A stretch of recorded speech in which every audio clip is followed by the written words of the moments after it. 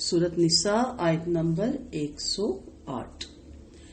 यस्तख्फूना मिनन नासी वला यस्तख्फूना मिनल्लाहि वहुवा मआहुम इज युबय्यितूना मा ला यरज़ा मिनल कौल वकानल्लाहु बिमा यामलूना मुहीता। यस्तख्फूना तर्जमा देख लेते हैं पहले। वो लोगों से छुपाव करते हैं और अल्लाह से छुपाव नहीं करते, जबकि वो उनके साथ होता है जब वो रात को इस बात का मशवरा करते हैं जिसे वो पसंद नहीं करता, और अल्लाह हमेशा इसका जो वो करते हैं अहाता करने वाला है।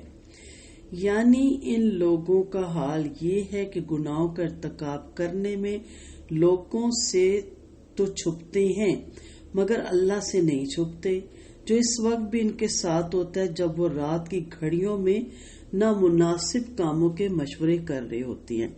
वो हर चीज को घेरे हुए है, इससे बचकर ये कहाँ जाएंगे। अल्लाह ताला के साथ होने के मतलब जो है वो सूरत हदीद में आयत नंबर 4 और सूरत मुजादला आयत नंबर 7 में इसको फिर इंशाल्लाह डिटेल से दोबारा देखेंगे। चोर दरअसल सच्चा मुसलमान नहीं था बल्कि मुनाफिक आदमी था, और इसके खानदान वाले भी कुछ पुख्ता ईमान वाले ना थे। जब ये मुकदमा नबी करीम सल्लल्लाहु अलैहि वसल्लम के हाथ चलाया गया तो इन लोगों के मशवरे का मौजू ये होता था कि चोर किस तरह चोरी के इस इल्जाम से बच सके और ये जुर्म इस यहूदी के सर कैसे थोपा जाए।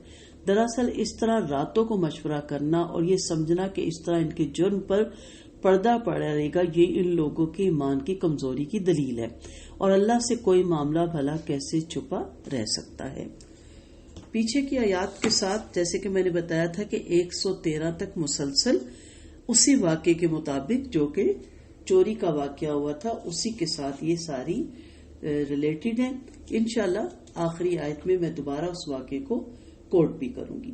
तो ये लोग रातों को छुपकर अपने घर में जमा होते और पूरी कोशिश करते कि कोई ऐसे हीले बाजे बनाए जाए कि चोर जो उनसे है वो बच जाए और यहूदी जो उनसे है उसके ऊपर ये डाल दिया जाए।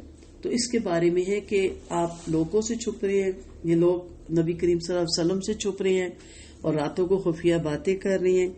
आप हमारे लिए इसमें क्या सबक है कि हम भी जब किसी के बारे में, क्योंकि ऐसी बातें रातों को होती हैं, अकेले में बुलाया जाता है ताकि दिन में कोई और ना आन धमके, तो रातों को बैठ के हम प्लानिंग करें।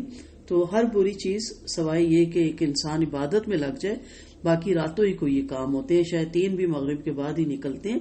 तो इसलिए इसमें हमारे लिए बहुत बड़ा सबक है। आप जो भी जिस जगह भी गार के अंदर, सुरंग के अंदर चले जाएं, दरियाओं की तह में भी चले जाएं, कहीं भी अगर बुराई करेंगे तो आप याद रखिएगा या अच्छाई करेंगे अल्लाह आपके साथ होता है। इसलिए कभी आपने आपको ये ना समझिएगा कि इस वक्त तो मुझे कोई नहीं देख रहा।